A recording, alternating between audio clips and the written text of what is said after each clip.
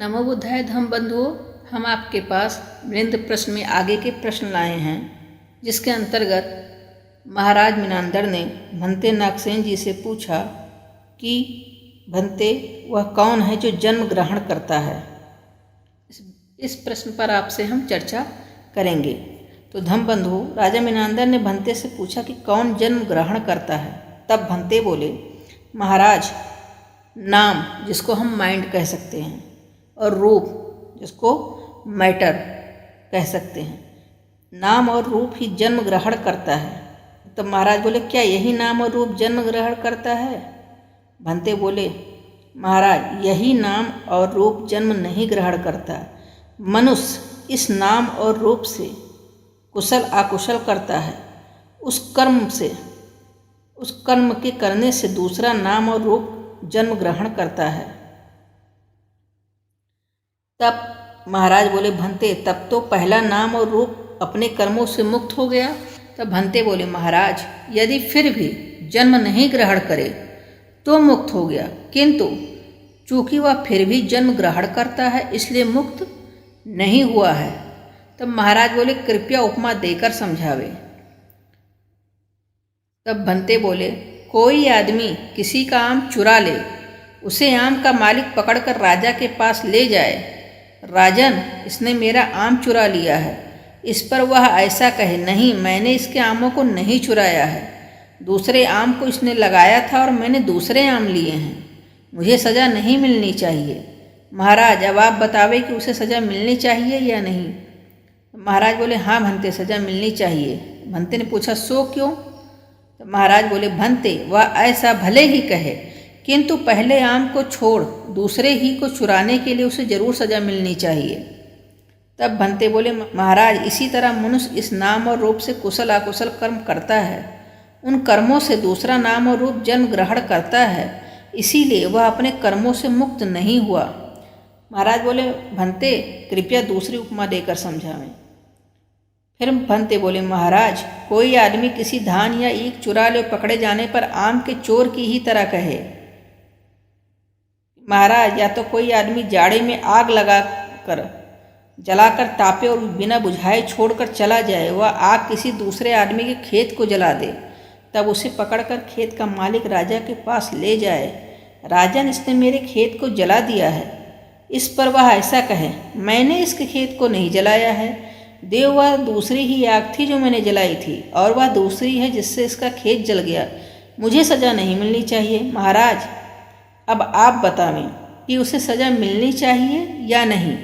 तो महाराज बोले, हाँ भंते, मिलनी चाहिए। फिर भंते ने पूछा, सो क्यों? फिर महाराज बोले, भंते, ऐसा भले ही क्यों न कहे, किंतु उसी की जलाई हुई आग ने बढ़कर खेत को भी जला दिया। तो भंते बोले, महाराज, इस नाम और रूप से कुशल अकुशल कर्मों को करता है। फिर महाराज बोले, कृपया और कोई उपमा देकर समझावें। तो भंते बोले, महाराज, कोई आदमी अपने ऊपर वाली छत पर एक दिया लेकर जाए भोजन करने के लिए, वह दिया जलता हुआ कुछ तिनकों में लग जाए, वे तिनके घर को आग लगा दे, जो कि और धीरे धीरे आग पूरे गांव को जला दे। गांव वाले उस आदमी को पकड़कर कहे कि तुमने गांव में क्यों आग लगा दी। इस पर वह ऐसा कहे कि मैंने गांव में आग नहीं लगाई, उस दिए की आग दूसरी ही थी जिसके उजाले में मैंने भोजन किया, वह आग दूसरी ही थी जिससे गाँव जल गया। इस तरह आपस में झगड़ा करते हुए आपके पास आवें, तब आप किधर फैसला देंगे? तब महाराज बोले, भंते, गांव वालों की ओर। भंते बोले, सो क्यों? महाराज बोले, वह ऐसा कुछ भले ही क्यों न कहे, किंतु आग उसी ने लगाई। तो भंते बोले, महाराज, इसी तरह यद्यप मृत्यु के साथ एक नाम और रूप का लय होता है और जन्म के साथ दूसरा नाम और रूप उठ खड़ा होता है, किंतु यह भी उसी से होता है, इसलिए वह अपने कर्मों से मुक्त नहीं हुआ। महाराज बोले, भंते, कृपया एक उपमा और देकर समझाओ।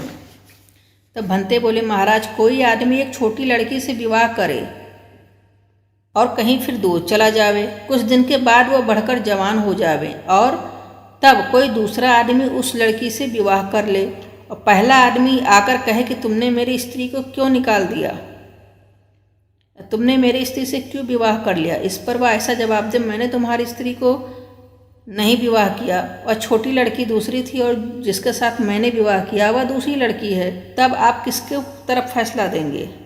तो महाराज बोले पहले आदमी की तरफ। भंते बोले वो क्यों? तो महाराज बोले क्योंकि वह छोटी लड़की ही तो बढ़कर सयानी हुई है। तो भंते बोले ठीक महाराज, इसी तरह यद्यप मृत्यु के साथ एक नाम और रूप है, इसीलिए वह अपने कर्मों से मुक्त नहीं हुआ। महाराज बोले अच्छा भंते, एक उपमा और देकर समझावें।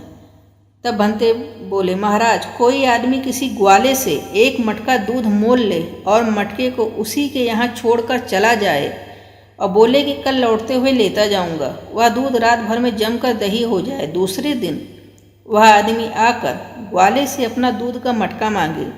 ग्वाला उस दही जमे हुए मटके को उसे दे।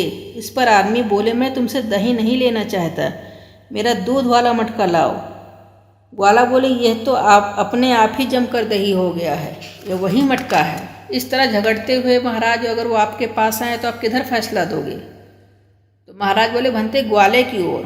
भंते बोले वो क्यों? तो महाराज बोले वह ऐसा कुछ भले ही क्यों ना कहे, किंतु दूध ही तो जमकर दही हुआ है, मटका वही मटका है, इसलिए फैसला ग्वाले की तरफ देंगे। तो भंते बोले महाराज इसी तरह यद्यप मृत्यु के साथ एक नाम और रूप है, इसीलिए वह अपने कर्मों से मुक्त नहीं हुआ। तब महाराज ने कहा भंते आपने ठीक समझाया।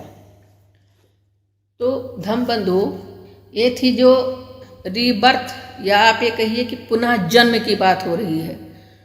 तो पुनः जन्म में भी वही रूप और नाम, लेकिन दूसरा, जैसे कि एक एग्जाम्पल आपको हम दिए थे कि दूध से ही दही बनता है और दही से ही मक्खन बनता है और घी बनता है। लेकिन अगर हम चाहें कि दही को फिर से दूध कर दे तो नहीं कर सकते। क्यों? क्योंकि वो अवस्था परिवर्तन कर चुका है। लेकिन ये भी सत्य बात है कि अवस्था परिवर्तन हुआ है, लेकिन बना तो वो दूध से ही है। अगर दूध ना होता तो क्या दही का अस्तित्व होता? और दही ना होता तो क्या घी या मक्खन का अस्तित्व होता? सब कुछ एक चक्र है जो चल रहा है, जो कि प्रत्येक एक दूसरे पे डिपेंड करता है। तो साथियों, ये एक चक्र है जो चल रहा है और ये परिवर्तन निरंतर चलता रहता है सभी प्राणियों के साथ। लेकिन इस चक्र को ही समझ जाएंगे अगर हम, तो हम अपने दुख से भी मुक्ति पा जाएंगे, निर्वाण की तरफ भी बढ़ जाएंगे। तो साथियों, हमें यही समझने की ज़रूरत है कि हम दही से दूध नहीं कर सकते, लेकिन जो दूध से दही बन गया है उसका आधार तो दूध ही है। इसी प्रकार जो भी हम कुशल अकुशल अपने इस जीवन में करते हैं, जो कर्म हम इस जीवन में करते हैं, वही कर्म हमारे अगला जो भी जीवन हम लेंगे, अगला जो भी पुनः जीवन हमारा होगा, जब तक हम इस जन्म और मृत्यु के चक्र में बंधे रहेंगे, तब तक हमारा कर्म जो हम अकुशल करते हैं या जो कुशल करते हैं, उसका अगले जीवन में बहुत ही बड़ा रोल होता है हमारे जीवन का निर्धारण करने में कि हम किस मार्ग पे आगे जाएंगे। वो हम कुशल मार्ग पे आगे जाएंगे अगले जीवन में या अकुशल मार्ग पे जाएंगे, वो हमारा आज का धर्म करता है। तो धम्मबंधु, इसलिए हमको इसी जीवन में अपने कुशल और अकुशल पे ध्यान देते हुए हमें कुशल पथ पे बढ़ना चाहिए, ना कि अकुशल पथ पे। तो धम्मबंधु, अगर ये आज का वीडियो पसंद आया हो तो प्लीज़ आप इसे शेयर कीजिए और हमारे चैनल को सब्सक्राइब कीजिए। नमो बुद्धाय धम्मबंधु।